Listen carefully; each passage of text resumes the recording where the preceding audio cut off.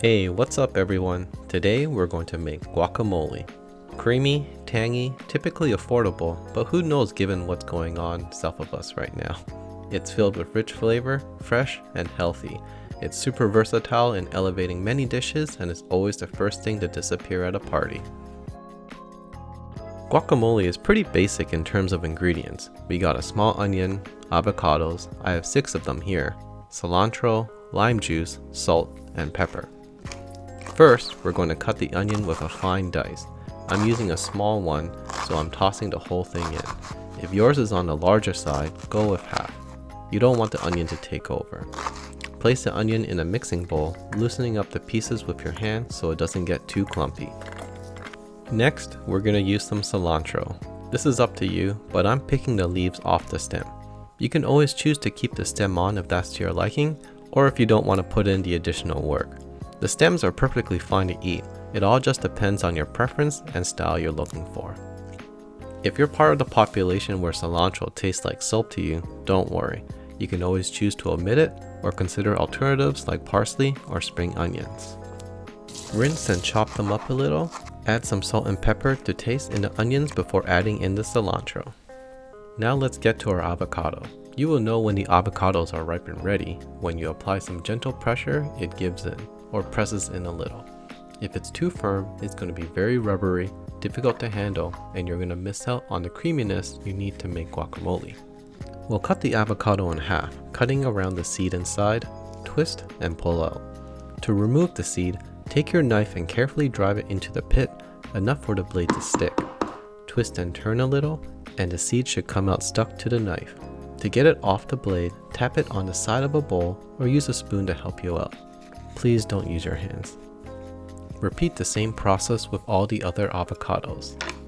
So a fun story here. I bought avocados for the first time in hopes to make guac on the same day for a date night with my now wife. When she came over, I asked her how to prepare them. She took one look, gazed at me and asked, "Have you ever bought avocados before?" Turns out avocados need some time to ripen. Quick tip, if you do want to speed up the ripening process, place them in a brown bag with bananas or apples, though it probably won't save you if you need them the same day. We did not have Mexican food that night. But hey, we're married now, so I must have done something right. Continuing on, with a spoon, let's scoop out the avocado. You can see how easily it comes out. Place them in a mixing bowl.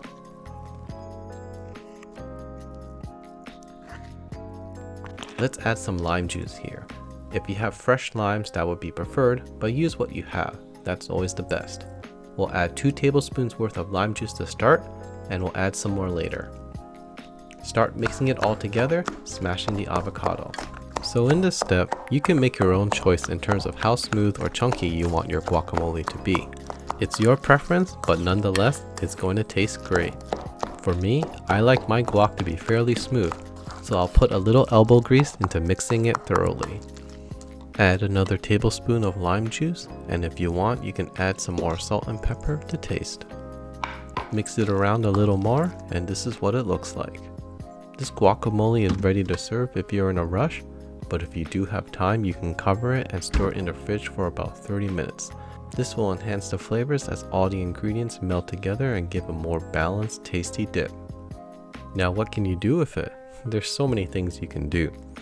Spread it on some toast, dice some tomatoes, and put it on top with cilantro.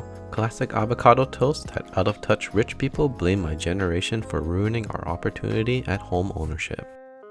Got some chili con carne? Top it off with a small dollop, some sour cream, shredded cheese, and cilantro to add a different contrast to the heat of the chili.